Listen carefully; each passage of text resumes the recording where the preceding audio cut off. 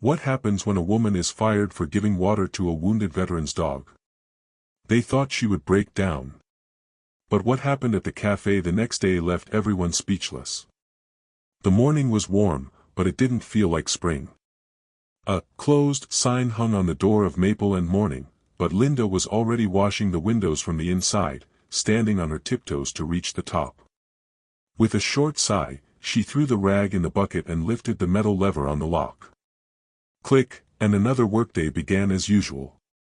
Her body moved on autopilot, while her mind was preoccupied with bills, overdue utility payments, and yesterday's argument with her mother, who had once again called her unreliable. The hall still smelled of yesterday's croissants and coffee.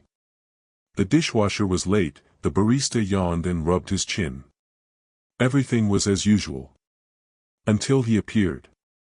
The door opened awkwardly, as if the person on the other side didn't immediately understand how to pull it. A man in his 60s entered. He was wearing an old army coat, worn boots, and a dog. A huge Labrador, jet black, covered in scars. He could barely move his hind legs, as if his spine wasn't working. But there was no pity in his face. Only a heavy, downward-pulled calmness. Linda immediately glanced at the tag around the dog's neck. A Marine Corps emblem. She knew that symbol. Her father had worn the same one. He had died with it. In the bathroom. Quietly. Too quietly for anyone to hear. "Excuse me, sir," Linda approached almost in a whisper, not noticing that her apron had caught on the edge of the table. "You probably need to get out of the sun. It's hot today. Let me get you a bowl of water." The man nodded. Slowly. Without words. He sat down by the window, sinking heavily as if the chair were a sack of cement. The dog lay down beside him. Her breathing was ragged, but she didn't whine. Linda brought more than just water. She took a small, crumbly cupcake out of her pocket. It was the one she had hidden for her break. It was cinnamon-flavored, her favorite. But she put it on a napkin in front of the dog and only then heard a voice from the kitchen. "What are you doing?" It was Kim. The manager. A woman with a face like badly brewed tea, colorless, tasteless, with only a sour aftertaste. She came out, wiping her hands on her pants, and stopped, staring at the dog as if it were a trash can in the middle of the porch. "Are you crazy? We have a rule. No dogs. No exceptions. Get him out of here. She's not just a dog. She has a tag. She served. He's a veteran. They just need a little break. Look at her, I don't care who he is. We have a business. Customers don't have to sit next to this beast. If you want to feed dogs, go to a shelter. This is a cafe. You or him. You decide." Linda felt as if someone had pressed some old, rusty button in her chest. It wasn't the first time. In 6 years on the job, she had heard similar things from Kim many times. Only before, she had kept quiet. But not now. "Then fire me." The pause was short. Kim snorted, went into the office, and returned with a folder. She opened it and took out a pen. "Here you go. Sign here, here, and here. And take your things. Now." Linda stared at the papers. Not a single muscle in Ray's face moved. He sat there, stroking the dog's ear. His gaze was glassy, as if he hadn't been looking at people for a long time, but through them. Through a scope. Through dust. Through something that didn't fit in the cafe. She signed. Not out of pride. Out of some strange inner silence that stood upright inside her like a pillar. She couldn't do anything else. It wasn't a choice. It was a reflex. Like pulling your hand away from a flame. On her way out, Linda didn't take her uniform or her mug with "Barista of the Month" written on it. That inscription had always annoyed her. She knew who had put it there. Not because of her achievements. Because of the insincere conversations with managers and the correct smiles. She paused at the glass door. She looked inside silently. Those who had been joking with her in the kitchen yesterday now seemed not to recognize her. One guy even turned away. As if she had been fired for something dirty and shameful. Not for simply pouring water on a living being. "Do you have anywhere to go?" she asked, not looking at the man standing next to her. He shook his head slightly. The dog took 2 steps and sat down at her feet. "I'm Ray," he said quietly. "This is Cassie. She served with me." His voice was soft but deep, with a kind of hollow gravel in it. The words were simple, but there was a weight to them that Linda felt at the back of her neck. It wasn't pretentious or affected. It was real. "I'll take you, wherever you want to go." He wanted to refuse, but Cassie didn't move. So he just nodded. Inside her old Honda, it smelled like cigarettes, even though she hadn't smoked in 8 years. The smell lingered in the upholstery, a reminder of a time when everything was different. When she believed that life was something that lay ahead, not dragging behind her like the trail of a dirty coat. As they drove, Linda stole glances at Ray in the mirror. He sat up straight, as if standing at attention. Not a single finger trembled, though his hands were scarred. The dog lay in the back, making those sounds that made her throat tighten. A veterinarian would say it was his lungs. Linda thought, it's not his lungs. It's his heart, cracking but not giving up. "How long have you been home?" she asked, breaking the silence. 5 years. After Afghanistan. First the hospital, then rehab. And then this. Does anyone help you? I had a wife. She's dead. No one else. He said it almost evenly. But one word, dead, rang so loudly that Linda almost stopped at the intersection, forgetting about the traffic light. She knew what longing sounded like without hysterics. When there was no more shouting, no more swearing, no more complaining. They just live with it, like a bone in their throat. They drove to the trailer park outside of town. A sign that read, "Low Creek Valley," hung on a crooked pole. There was no greenery here. Only dust, rust, and the smell of old salt, as if it were not a field but a forgotten port. Ray gestured toward a beat-up van with a roof covered in blue plastic. Linda didn't know what to say. She just got out, helped pull Cassie out, and led her by the collar. She didn't resist. When they reached the door, Ray stopped suddenly. "You shouldn't have, this isn't your fault. And I didn't ask you to." "I didn't need you to ask," Linda replied wearily. "I just couldn't walk by. That's all." He looked at her. Longly. He looked as if he could see not only her face, but something much deeper. As if he could see the remnants of pain in people. The remnants of warmth. The remnants of everything. "If you need food or help, just let me know. Or don't. I'll come anyway." He said nothing. He just closed the door behind him. Linda stood there for a while, looking at the dim light coming from the small window. Then she got into her car. She started the engine. And for the first time in a long time, she cried. Not loudly. Without tears. She just sat there and couldn't breathe. The next day, Linda woke up early. It was the first Monday in 6 years when she didn't have to get up at 7. And that felt awful. The alarm clock rang anyway, out of habit. She turned it off with hatred and lay on her back for another half hour, staring at the ceiling as if it should answer her, tell her why all this was happening. The apartment smelled of stale pizza and floor cleaner. The day began with unemployment, an empty refrigerator, and a call from her mother, which Linda simply ignored. She didn't want to hear the same thing again. "I told you to stay out of other people's problems. People are to blame for their own misfortunes. Don't get involved if you're not asked." Those words sounded like a nail driven into her temple. There wasn't a cloud in the sky. The sky was so blue that she wanted to scream. The world went on as if nothing had happened. The cafe was open. Photos of maple lattes and breakfast with my husband were already popping up on social media. No one knew what had happened. And no one was going to find out.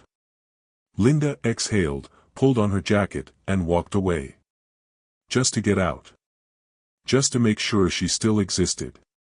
She walked to the shelter, the one at the old station, where the walls smelled of bleach and the volunteers were kept going by coffee and exhaustion. "Are you Linda?" asked a young woman at the front desk. "Are you the one, with the veteran?" "Ray." "Yes." "Did something happen?" "No, just. We got a call. They said he might need some help. We wanted to let you know we have food, leashes, veterinary care, anything you might need. But, you know, he doesn't take anything." "Is it true about him?" Linda asked. "That he served. That Cassie isn't just a dog." "Yes, it's true," the volunteer nodded. "We have a board. Hero Dogs. She's on it. With a photo. And a caption, pulled 2 people out of a firefight. Was blown up by a homemade mine. Came back on her front paws. People think it's beautiful. It's not beautiful. It's scary." Linda stood rooted to the spot. Not because she didn't believe it.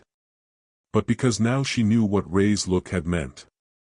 The look he had given her through the cafe window. There was no aggression in it. There was memory. During the day, she decided to return to the center. Not to the cafe, it was too early for that. She went to the office where the personnel files were kept. She wanted to talk, calmly, without hysterics. Just explain that there had been no violation, no threat. That Cassie was a service animal. That there were exceptions. That it could have been handled differently. Kim met her with the same expression on her face as if Linda had come to ask for money. "What are you doing here?" "I want you to change the wording of my dismissal. Remove for disciplinary reasons." "It's a lie." "Yeah, right. And I'll write that you received an award from us." "Don't make me laugh. You broke the rules. In front of a client. You argued with management. I could have fired you on the spot. So consider yourself lucky. Don't you see what you've done?" "Me? Done?" Kim narrowed her eyes. "You decided to play the saint. The Samaritan waitress. A heroine for stray dogs. If you want to work, be like everyone else. Not like in the movies." That was the moment when Linda felt the ground slip away from under her feet. Because she realized that no one would hear her. Everything had already been decided. Everything had been written down. Wasn't it? Who the hell needs the truth? She went out into the street with her hands shaking. Not from hurt. From helplessness. She wanted to break windows, scream, write petitions, but she didn't have the strength. And yet something inside her wouldn't let her calm down. Something like anger, only deeper. In the evening, she turned on the TV. A news feed was running on one of the local channels. Linda didn't even realize what she was hearing at first. But when the announcer said, "An incident at a city cafe, where a woman was fired for trying to help a military veteran's dog," her pulse quickened. No names were mentioned. But she guessed where it was. Linda stared at the TV screen as if someone had pulled her thoughts out and turned up the volume. The report lasted less than a minute, but that was enough. The image from the cafe was blurred, the face hidden. But she recognized every frame. Even her own hand holding the bowl. Even the fragment where Cassie moved slightly, struggling to lift her head. At the end, the announcer added dryly, "The management of the establishment declined to comment, citing internal rules and concern for customers." According to eyewitnesses, the dog had an army dog tag. That was all. Cut off. Linda turned off the TV. She sat for a few seconds, holding the remote with both hands as if it were a grenade with the pin pulled out. Then she slowly put it on the table and stared out the window. Outside, life went on as usual. Down below, teenagers were kicking a ball, elderly Mrs. Carter was struggling with her bag, and a man from the neighboring building was yelling into his phone. The world didn't flinch. It never flinches when one person is suffering. It just rolls on, loudly, smelling of gasoline. The next day, towards evening, Linda went out to the store. Near the coffee machine in the parking lot, she heard two women talking quietly but emphatically. One was a neighbor, the one who always smiled at her in the elevator. "I heard it was at Maple," she said. "They fired the girl because she gave water to a veteran's dog. Can you imagine, they just kicked her out." "Yeah. For violating corporate policy. And the dog has a medal. It's a service dog. It's all limping. Some people in the States would pray for a dog like that." "Really?" "It's on the internet, it's true." Linda walked away silently. They didn't even realize she was the girl in the story. Because in this story, the faces were blurred, like in a cheap detective novel. But the words hit harder than fists. Later, she gathered her courage and went to the local library. There was a guy named Lewis who worked there. He knew a little about the internet and made websites. Linda asked him how she could find the cafe's security footage. He raised an eyebrow. "Cameras? Well, if someone leaked it, it's already online. If not, then you have to look for witnesses." "Who was there?" "Me. And a dozen other customers. But no one will stand up for me." "Do you want them to?" "I want the truth." He nodded. And for some reason added, "You know that there are almost no people like you left, right?" That evening, Linda found a flyer in her mailbox. "Maple and Morning Cafe invites you to Sunday brunch. New menu, cozy atmosphere, best discounts." She crumpled up the paper and, without thinking, threw it in the trash. Then she went back, unfolded it, took out her phone, took a picture, and posted it in a local social media group. Under the photo, she wrote, "This is the cafe where I was kicked out for giving water to a veteran's dog. A veteran who fought in the war. Who is now alone. Who still wears his uniform. And yes, his dog is also a veteran. Apparently, guests like us don't fit in with their cozy atmosphere. No complaints. No threats. Just facts." An hour later, there were 14 comments. 2 hours later, there were 58. Some people wrote, "What savagery." Others wrote, "You need to hear the other side." And some just sent a crying emoji. Then a comment appeared from a girl with the username BrennaUSMC. It was just 2 lines, "I know Ray. We served together. If this is true, you've done more than you think." Linda stared at the screen, and for the first time in all this time, she felt a twinge inside. Not from hurt. From being seen. By morning, the post had over 200 comments and almost 1,000 reposts. Linda hadn't expected this. Her phone vibrated as if it wanted to escape from it all. Someone called her to go on air, someone asked her to tell them more, while others accused her of seeking attention. All anyone does these days is film other people's misfortunes. She didn't respond. She just read. She read and couldn't understand what to do. And then, between 2 messages, a video appeared. One of the visitors had filmed the scene. Not completely, but enough to make everything clear. You could see her pouring water into a bowl. Ray sitting down. Kim screaming.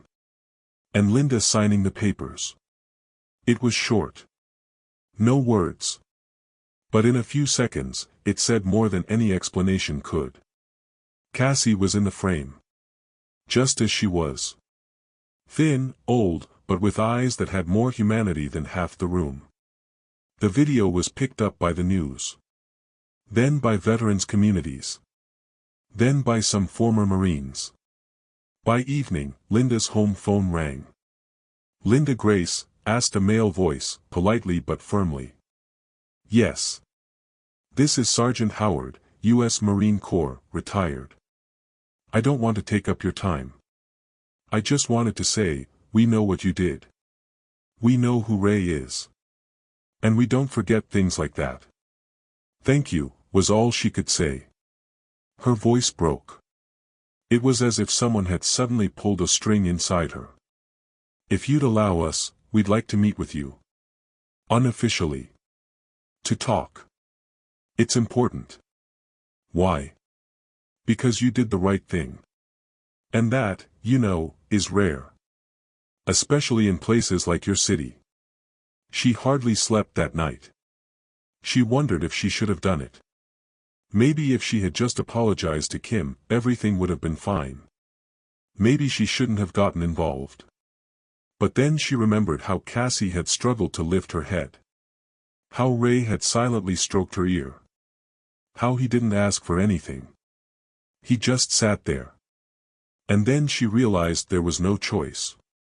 There was only her conscience. Everything else was just window dressing. In the morning, she went down to the mailbox. There was a letter. No stamp.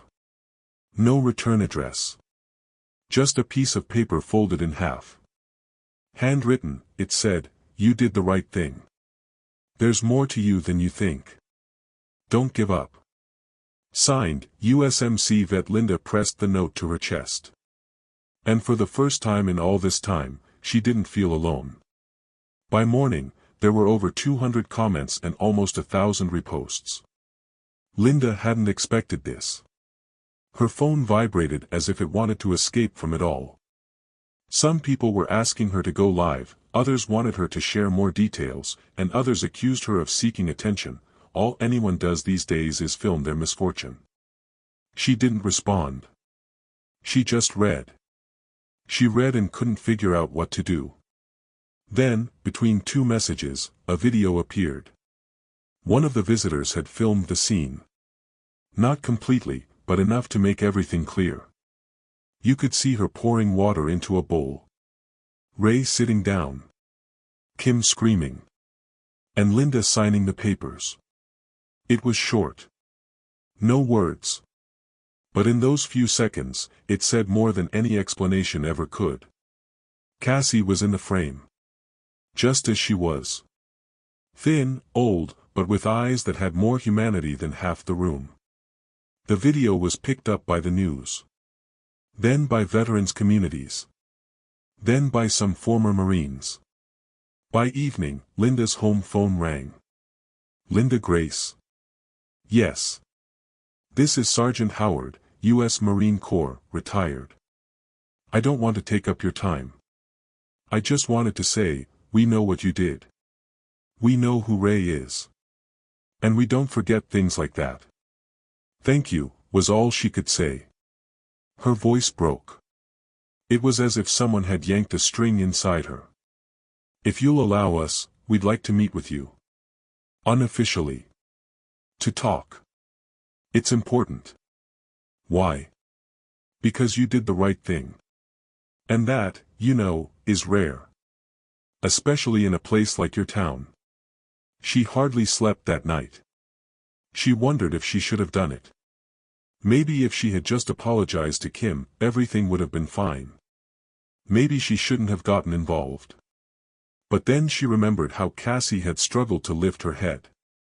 How Ray had silently stroked her ear. How he hadn't asked for anything. He had just sat there. And then she realized she had no choice. There was only her conscience. Everything else was just window dressing. In the morning, she went down to the mailbox. There was a letter. No stamp. No return address. Just a piece of paper, folded in half. Handwritten, it read, "You did the right thing. You mean more to us than you know. Don't give up." Signed, USMC Vet. Linda pressed the note to her chest. And for the first time in all this time, she didn't feel alone. After the door closed behind the Marines, a strange silence fell over the cafe, not the kind of silence you hear at work or on a weekday, but the kind that falls in a morgue when everyone has left and only the lamp remains on over the body. Even the coffee machine stopped spitting steam. The barista stood staring at the counter. The woman at the second table slowly folded her napkin and placed it in her cup, as if she wanted to cover her mouth and the place where she was sitting. Kim was silent. Her face was whiter than her apron. Her hands were shaking. She knew that now it was all over. The dust had been stirred up. There was no way to erase it. Even if she called the corporate office right now, even if she lied and said it was a provocation, that it was nothing serious, it was too late. Customers began to get up. Someone left a tip. Some didn't. One man, about 40, clearly a local, slowly approached the counter and said curtly, "You should apologize to her." Kim didn't answer. She just stared at one spot. And then, for the first time in all this time, something flashed across her face. Not remorse. More like fear. As if she realized that the world hadn't just looked at her. It had started to remember. At that moment, Linda was sitting by the window at home, drinking cold coffee. She didn't know what had happened. No one had called her. There were no messages. Her life was still in one day at a time, and no guarantees mode. But inside, something was changing. Imperceptibly, quietly. As if someone was quietly opening windows in her, one after another. And air began to flow in. She reread the letter, the one without a signature. It lay on the table, slightly bent at the corner, not office paper, not glossy, just a plain sheet, but the words on it were more compelling than any loud speech. "Don't give up. There's more to you than you think." Linda thought, what if it's true? What if all this chaos, this dismissal, this shame, this darkness, this loneliness, what if it wasn't the end, but just a passage? Like a corridor. Blind, dusty, but leading somewhere. And while you're in it, it feels like you've been forgotten. But take a step, and you're no longer alone. In the evening, she got a call. Not from the cafe. Not from the office. A man with an unfamiliar number called. He introduced himself, "Miss Grace. This is Lieutenant Romano. I served with Ray. I'm now teaching at a military academy in Virginia. I saw the video. I saw the post. I just wanted to say that your actions, well, how can I put it? Sometimes the world is broken. Like an old dog. And sometimes someone just picks it up and drags it along, not waiting for it to get up. You knew Cassie. Of course. She pulled me out. Piece by piece. Literally. She didn't listen to anyone but Ray. Sometimes, to be honest, it seemed like she was his heart. Out in the open. He paused. Then he added, "If you ever need anything, let us know. We're here for you." Linda didn't know what to say. She just listened again. She was silent. Because sometimes words are unnecessary. The important thing is to know that you're not alone. At the same time, the video of the Marines' visit began to gain momentum.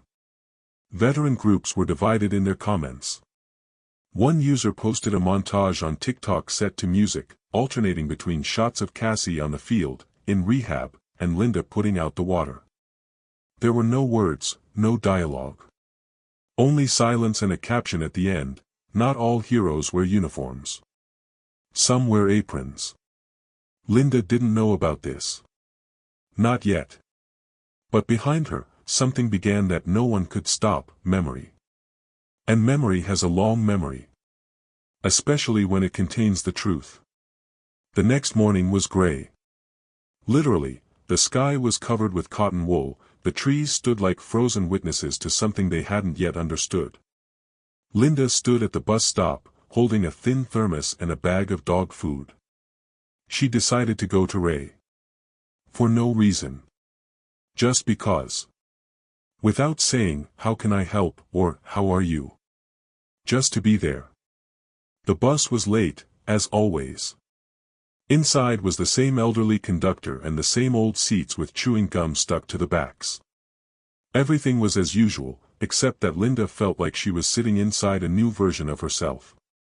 Tired, but collected. Broken, but standing tall. Ray didn't open the door right away. The lock creaked for a long time, as if he wasn't just unlocking the door, he was making a decision. But when he opened it, he wasn't surprised. "Coffee?" he asked. "With milk, if you have it. But black will do." "Black only." "I don't take sugar." "Me neither, I think." They drank in the kitchen. Cassie was lying on the floor, wrapped in an old blanket. Her breathing was still wheezy, but her eyes were alive. She looked up at Linda, without barking, without joy. Just as if to say, "I'm here. I remember." "Yesterday," Ray began, but she interrupted him. "I know." He nodded. He rubbed his face with his hand. He stared into his cup as if it were a map of the world. "I thought nothing could surprise me anymore. After what we saw there. And here, you get fired for giving someone water. Dogs. My dog." "She wasn't just a dog," Linda said. "You know," Ray smiled. "No one has ever said, 'Thank you,' to me as much as they have this week. People I don't remember. People I may not have even helped. And you know what I feel? Tired? Almost. Someone else's gratitude. It's like wearing clothes that don't fit. It weighs on you. But you," he paused, as if caught by a thought. "You didn't say thank you. You just did it. That's all." They sat in silence. The clock ticked. A car drove by outside, kicking up dust. There was more meaning in that silence than in 100 interviews. When Linda returned home, her phone vibrated again. This time it was a message from her former colleague at the café. "Kim got fired. The higher-ups didn't appreciate her. And they want to talk to you, just in case. To smooth things over. But if I were you, I wouldn't rush into anything. They don't care about you. They care about their reputation." Linda stared at the screen and felt neither anger nor triumph. Neither, she got what she deserved, nor, what goes around comes around. Only emptiness. And a simple thought, it's too late. It's already happened. Apologies, spin, interviews, none of that can change what happened in that moment when she was left alone, with her dog on the floor and her conscience. That evening, a journalist called her. From a major news outlet. "Miss Grace. Sorry to call so late. We're doing a story. A big one. About veterans, how they're treated, this incident. Could you comment?" "Why?" she asked wearily. "So people understand how not to do it. So it gets through to someone." Linda paused. "Write one thing. That sometimes, right, isn't a reward. It's pain. But you can't live without it. Don't you want to be shown? Your face, your name." "I want her to be shown," Linda said. "Cassie. She's real. I'm just someone who didn't turn away." That evening, she was alone again. The apartment was quiet, with an old lamp and a cat meowing at 2 in the morning behind the neighbor's wall. But there was something new. It was as if an anchor had appeared inside. And it held. It wasn't angry. It wasn't vengeful. It didn't cry out. It just held. A week passed. 7 days, like wearing someone else's shoes, you walk, but every step rubs. Life didn't stop, it just went on, without asking if Linda was ready. The phone was still vibrating. Local journalists, activists, volunteers. Some wanted to put her on a pedestal. Others wanted to make her the face of a foundation. Still others asked for access to the story for a script. She declined. Everything. Not because she was tired, although she was. But because none of it was about her. She just poured water. She just refused to kick the old man and his dog out of the cafe. Everything else grew on its own. Like weeds. But the shadow remained. Her downstairs neighbor now greeted her too warmly. Her colleagues from the cafe either avoided her or wrote short apologies along the lines of, "We didn't know it would turn out like this." As if publicity was necessary to do the right thing. One morning, she got a call from a new cafe. Somewhere on the other side of town. The place was called Olive Tree. The interview was quick. The manager was reserved, spoke clearly, without any fuss, "We're not just looking for a waitress. We want someone with experience and backbone. You're right for the job. If you accept, of course." Linda didn't answer right away. She sat across from him with her hands folded in her lap and suddenly felt silence inside. No anger. No doubts. Just quiet determination. As if everything that had happened before had been practice. "Do you know who I am?" she finally asked. "I do. And that's exactly why we're calling you. This isn't a publicity stunt. It's a necessity. We need someone who doesn't look up to their superiors when the job needs to be done right." She stepped outside, clutching the folder of documents to her chest. The wind was cold and biting. But at some point, Linda suddenly noticed that her fingers were frozen, but her shoulders weren't. Her back was straight. She was walking easily. Something inside her seemed to have fallen into place. That evening, she went back to Ray's place. No phone call. No warning.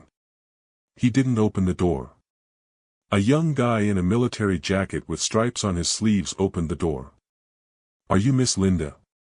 "Yes. Ray is asleep. We were busy with Cassie today. She's getting up less and less. But she's eating. She seems fine. We take turns here. One of us stays for a day, then the other stays the next." "Who are you?" He shrugged. "We serve together. When we saw the video, we just decided he shouldn't be alone. You started, we're continuing. If you don't mind." She stood in the doorway, not knowing what to say. The lights were on inside. Someone was cooking. She could hear laughter. Two soldiers were talking in the kitchen, peeling potatoes. "You'd come in, wouldn't you?" the guy asked. "Cassie remembers you." "So do we." Linda went inside. It was warm inside. There was an old TV on the wall. It smelled like potatoes and garlic. One of the guys put a plate on the table. She sat down. Not as a guest. Not as a savior. Just as a person who had found a place where she was welcome again. 3 days after her visit to Ray, she got a call from Maple and Morning. Not directly, through a lawyer. Too much reputational smoke had been raised by this story. Mentions in federal news, veteran blogs, TikTok reels with millions of views and the unforgettable phrase, "Not all heroes wear uniforms. Some wear aprons." Now they urgently needed to resolve the situation. It sounded like this: "We are willing to reconsider the wording of the termination. We are also willing to offer compensation. Naturally, this is contingent upon your removal of your posts from social media." "Yeah, right," said Linda. "And I should probably post a video of me gratefully accepting their gift certificate." "We're not insisting. We're just looking for a compromise," the voice on the phone replied politely. "Don't bother. There's nothing there." She hung up and went to clean the floor. Not at the cafe. At home. Simply because she couldn't stand the dirt. Especially the kind that sticks after conversations like that. In the morning, a letter arrived from the Veterans Organization. A real one, with a stamp. Inside was a letter of thanks. Signed by 3 people. One of the signatories was a retired admiral whose name she had only heard on the news. Linda placed the letter next to the box where Cassie's dog tag lay. Yes, Ray had given it to her. He said, "You did more for her that day than some people do in their entire service. She was my little dog.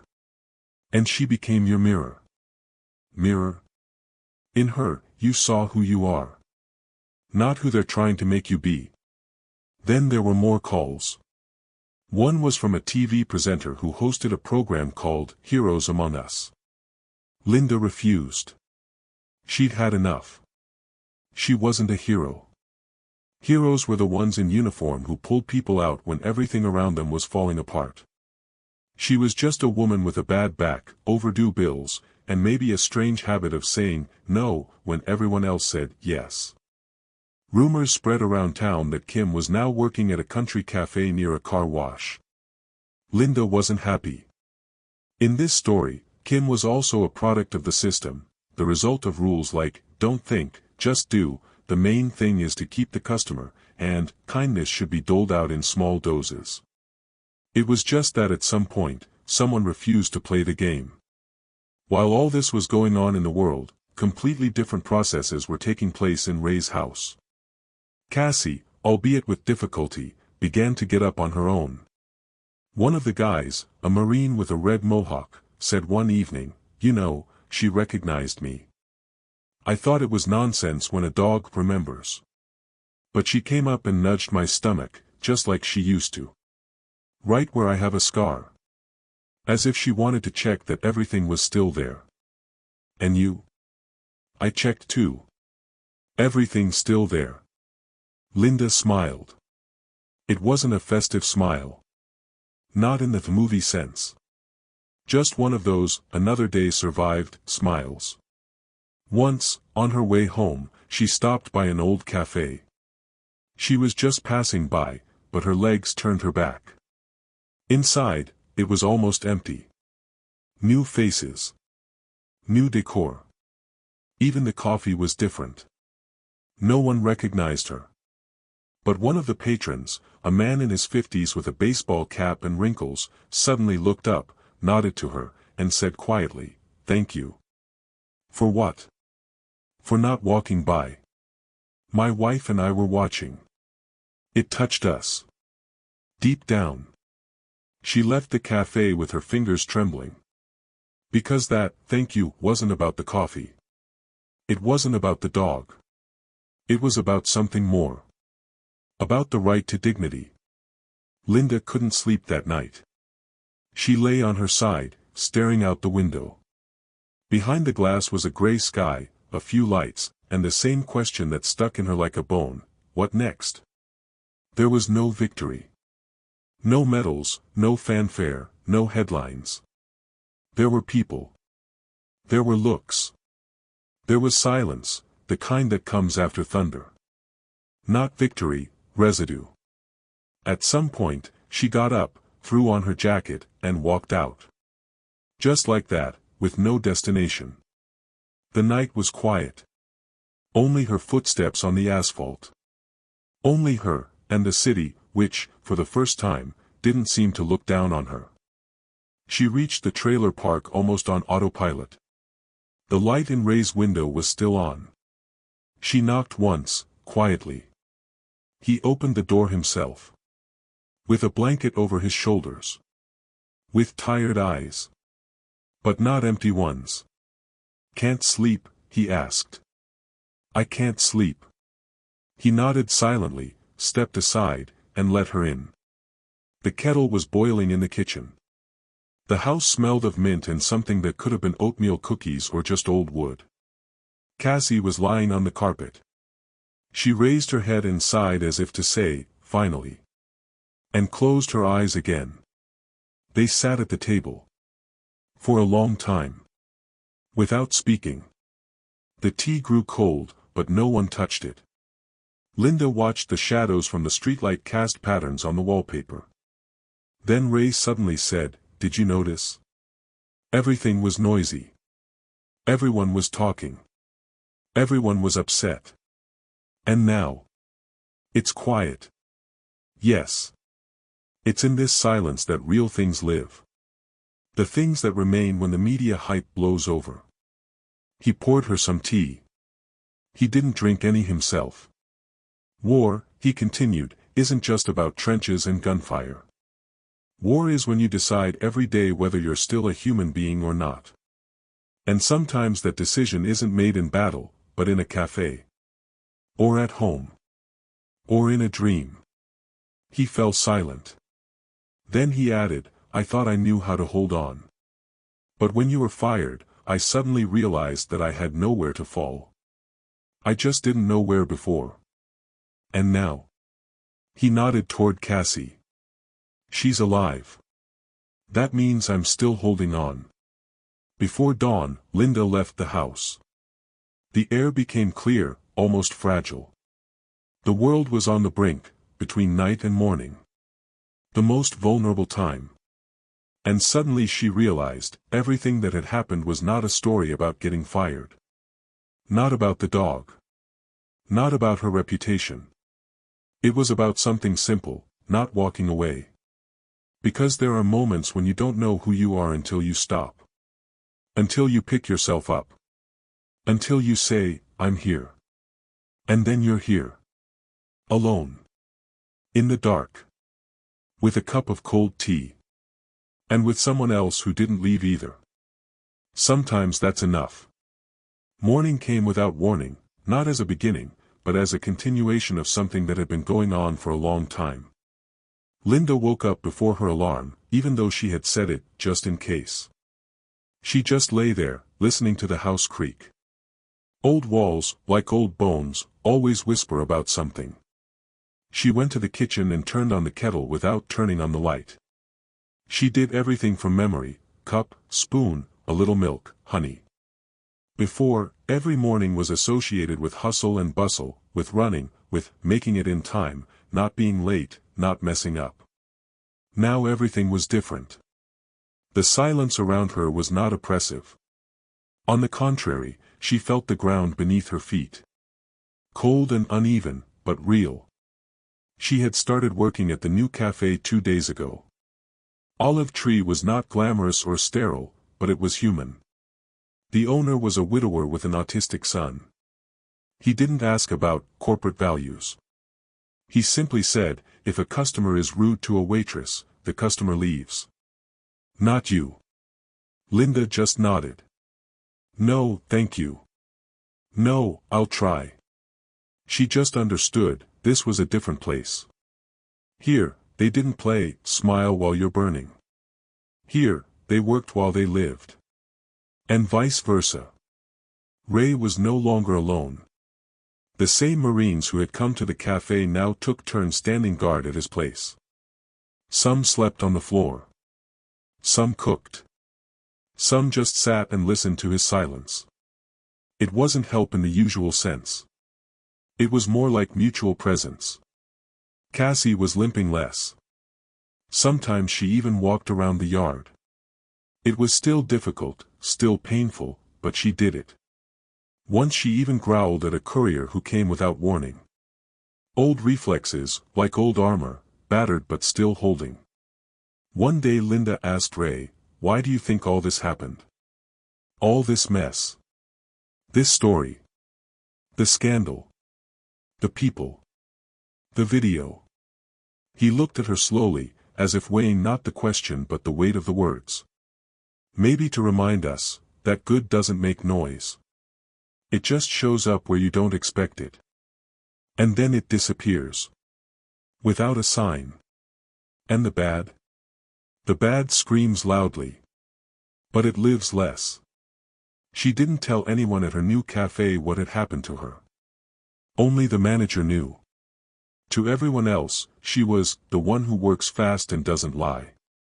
Some people tried to ask questions, some looked for videos, but Linda always avoided conversation. Not out of pride. Out of exhaustion. Out of a desire to move forward, not dwell on one scene. One day, an elderly couple approached her. Ordinary people. No phones. No pretensions.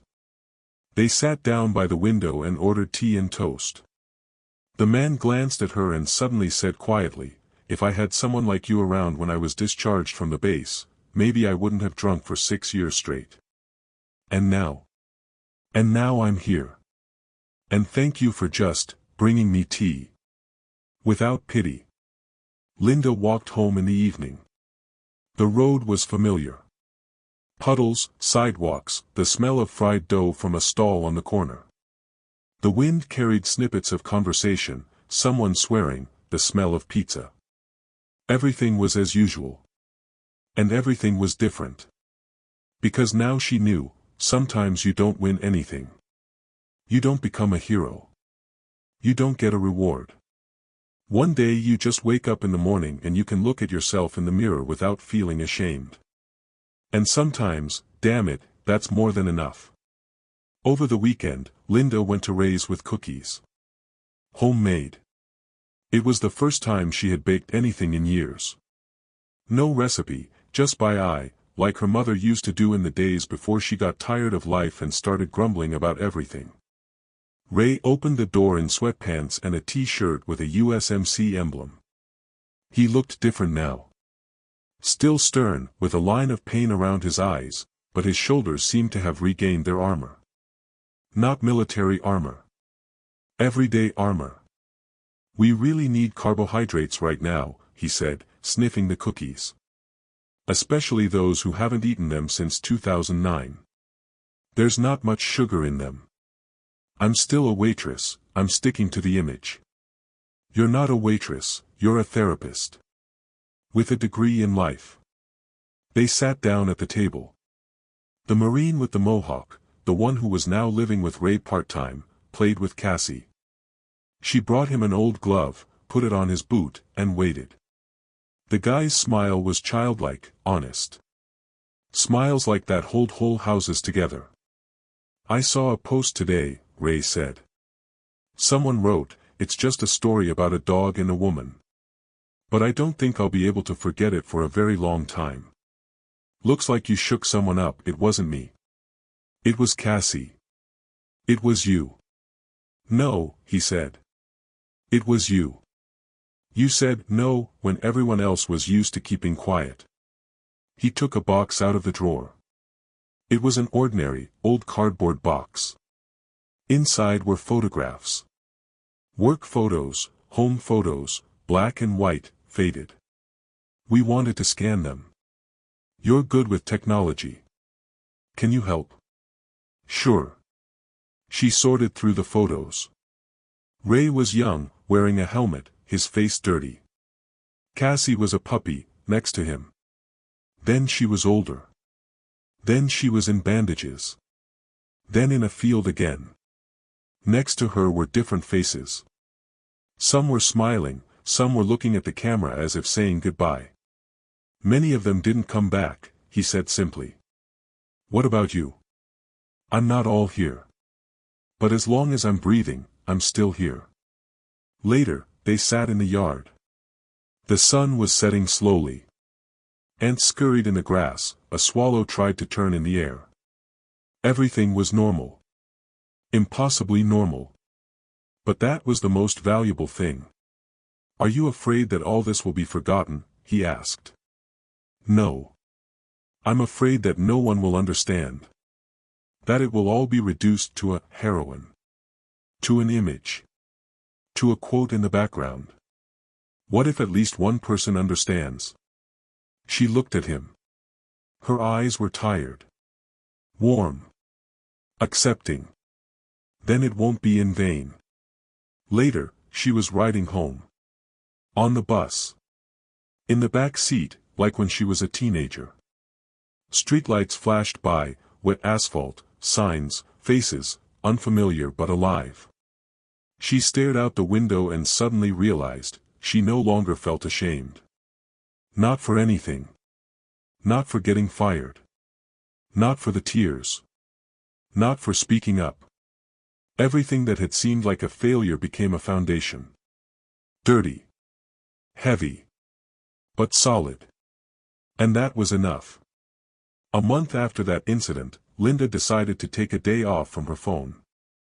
She turned everything off, notifications, email, social media.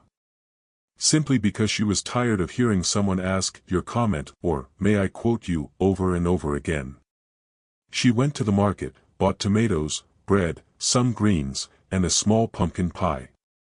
No one recognized her, and that was a relief. Back to normal. Not anonymity, but normal. Where you're not a character, just a person with a bag, choosing between sour but beautiful and wrinkled but tasty. On the way back, she stopped by the library. There sat Louis, the same guy who had helped her find the video. He was behind the counter, wearing headphones. "Are you here for a book?" he asked. "No. Just to sit for a while." "Is that okay?" "Sure." She sat down by the window. The hall was quiet. Even the children in the children's section were playing a game of silence. Linda picked up the first book she came across. She didn't read it. She just held it in her hands. She remembered her father. How he used to have a silent hour on Sundays, no TV, no talking, no plans. It seemed strange at the time. Now it seemed like the only right thing to do. Suddenly, someone sat down next to her. A girl of about 10, covered in freckles and holding a notebook. "Are you Linda?" she asked without looking up. "How do you know?" "My mom showed me." She said, "Here, learn. Not everyone who is loud is strong. Some are quiet, but they still do the right thing." Linda smiled. She wanted to say something, but didn't. She just nodded. In the evening, she went to Ray's house. Without ringing the doorbell.